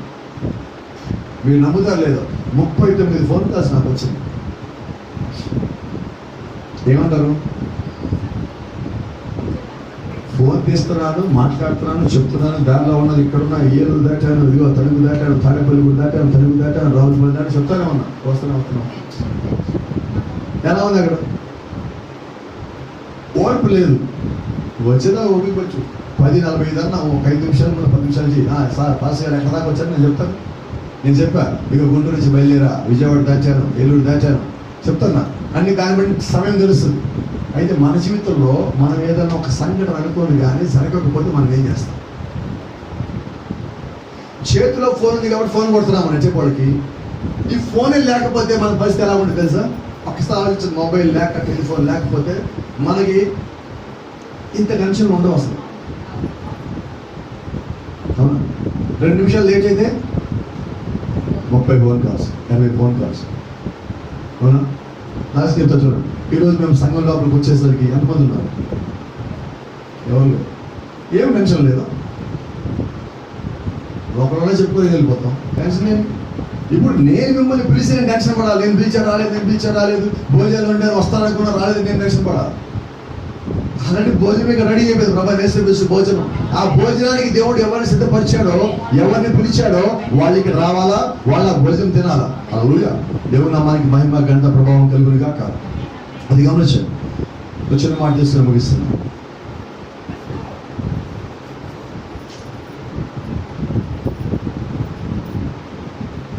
నిజమైన దేవుడు యొక్క ఎన్నికలో ఉన్న వాళ్ళకి ఉండే ఒక గుణలక్షణం మనం మాట్లాడుతున్నాం. Producing and bearing fruits. పళ్ళు రాటము, ఫలములు కలిగి ఉండటం. దీన్ని ప్రభుత్వం ఉత్పత్తి చేయటము అన్నదాన్ని తీసుకుని అంటున్నాడు. చదువు అనేది బయట నుంచి వస్తుంది, జ్ఞానము అనేది బయట నుంచి వస్తుంటుంది. అయితే నీ లోపల ఫలములు ఉంటాయి కదా, ఆత్మఫలములు, అవి నీ లోపల నుంచి రావాలి, బయట నుంచి అయితే రావు. కొత్తది ఏది రావు. మన గతంలో మాట్లాడుకున్నాం, మళ్ళీ మీకు జ్ఞాపకం చేస్తాను. గుప్పెడి నిండా ద్రాక్షలు తీసుకొని గట్టిగా నొక్కితే ఏం జరుగుతుంది? కమలకాయ నొక్కితే గట్టిగా, బత్తాకాయ నొక్కితే గట్టిగా. ఇప్పుడు మన కమలకాయని గట్టిగా ఇలా పిండి బత్తాయి చూసిన వాళ్ళు కోరుకోవచ్చా? బత్తాయిని గట్టిగా పిండి ద్రాక్ష రసం కోరుకోవచ్చా? ఎందుకని అంటారు? నువ్వు ఏమి కలిగి ఉన్నావో అదే వస్తుంది, వేరేది రాదు. కాబట్టి గమనించండి, ఈరోజు నువ్వు ఆ ఫలములు కలిగి ఉన్నావు అంటే దానికి అర్థం ఏంటంటే దేవుడు నీ లోపల ఆల్రెడీ పెట్టిందే నీ లోపల నుంచి బయటకు వచ్చింది. కాబట్టి తన మాట మీకు జ్ఞాపకం చేస్తాను. ఒక మామిడి చెంక నాటారు, అది చెట్టు వచ్చింది, కొంచెం పెద్దదైంది, 2 ఏళ్ళకు 3 ఏళ్ళకు కాపు వచ్చింది, దాని తర్వాత కాయలు వచ్చింది. ఇప్పుడు ఈ కాయలన్నీ ఎక్కడి నుంచి వచ్చినాయి అంటే ఆ లోపల పెట్టిన మొట్టమొదటి ఆ టెంకల నుంచి వచ్చింది. కొన్ని వందల వేల కాయలు, ఒక 5 ఏళ్ళు 10 ఏళ్ళు కొన్ని వందల కాయలు వచ్చి ఉండొచ్చు. అవి ఎక్కడి నుంచి వచ్చినాయి? దానిలో నుంచే. అంటే ఇప్పుడు దేవుడు దాన్ని మనం చూసినప్పుడు, టెంకర్ చూసినప్పుడు దాంట్లో కొన్ని వందల వేల మామిడికాయలు కనబట్టలే మనకి. అలాగే మన జీవితంలో కూడా మనం చూసినప్పుడు కొన్ని కనబడవు, అయితే అవి లోపల ఉన్నాయి అంటారు. అది ఎప్పుడు వస్తుంది? అది సరైన నేల దగ్గరికి వెళ్ళి అక్కడ పాతి పెట్టబడినప్పుడు, దానికి నీరు అందుతూ ఉన్నప్పుడు, దాన్ని ఒక రక్షిస్తూ ఉన్నప్పుడు, కొన్ని కాలం తర్వాత దానిలో నుంచి అదే ఫలము మళ్ళా పెట్టవచ్చు. ఇప్పుడు నీ పరిస్థితి నువ్వు వాక్యంలో పుట్టిన వాడివి అయితే, గొర్రెపిల్ల జీవగంధంలో నీ పేరుగా ఉన్నట్లయితే, నువ్వు వాక్యం లోపల ఉండి వాక్యంలో నాటబడి ఇదిగో వర్తమానం నీకు అందించి పరిశుద్ధాత్మ దగ్గరికి వచ్చినప్పుడు, నువ్వు అన్నింటిని ఒప్పుకున్నప్పుడు, అప్పుడు నీలోంచి అవే ఫలములు మళ్ళా, అంటే క్రీస్తు ఏ ఫలములు కలిగి ఉన్నాడో అవే నీ లోపల నుంచి మళ్ళా బయటికి రావాలి. క్రీస్తులో లేనిది నాలో లేదు, క్రీస్తులో లేనిది మీలో లేదు. మనం ఆయనలో ఉంటే ఆయన ఏమి కలిగి ఉన్నామో మనం అది కలిగి ఉన్నాం. ప్రజలో కాబట్టి క్రీస్తు ఏమి కలిగి ఉన్నాడంటే ఆయన ఫలములు కలిగి ఉన్నాడు. మనమేమి కలిగి ఉన్నామంటే అవే ఫలములు కలిగి ఉన్నాం. ఆ చెట్టు నాటగానే పళ్ళు వచ్చింది. ఎప్పుడు వచ్చింది? అయితే చిన్న చెట్టు పెరిగిన 2 ఆకులు రాగానే మనం అంటాం మామిడి చెట్టు. ఎలాగంటున్నారు?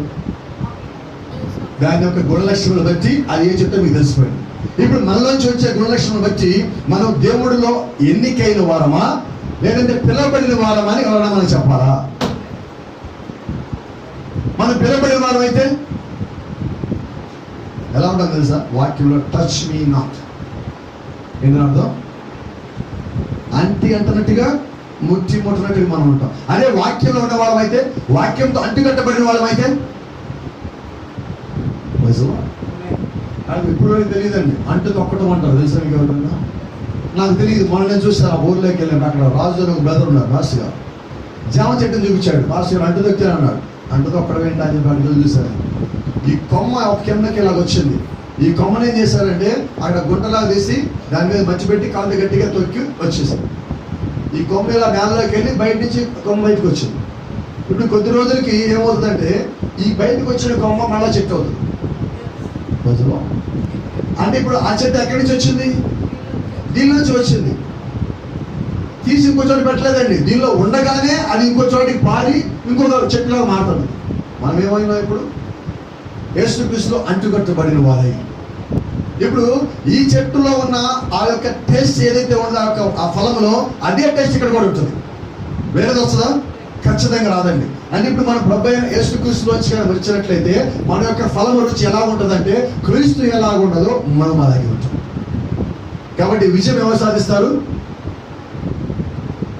ఎన్నుకోబడిన వారు. విజయం ఎవరు సాధిస్తారు? గొర్రెపిల్ల జీవగంధంలో ఉన్నవారు. ఎవరు విజయం సాధిస్తారంటే ఏర్పరచబడిన వారు. ఇప్పుడు మనం మన యొక్క గుణలక్షణాన్ని పరీక్షించుకొని నేను ఏర్పరచబడిన వాళ్ళ లిస్టులో ఉన్నారా, లేకపోతే ఆ లిస్టులో ఉండి అటువంటి బలమైన అవకాశం ఉండి విశ్వాసం ఉండి అలా లేకుండా నేను ఉన్నానా అని మన గురించి మనం తెలుసుకొని మనం సరి చేసుకొని క్రీస్తు అనే వాక్యంలో ముందుకెళ్ళిపోవాలి. ఆ పని చేద్దాం. మరి సిద్ధంగా ఉన్నాం, సిద్ధంగా ఉన్నాం. మనమందరం లేచి చేయబడదాం.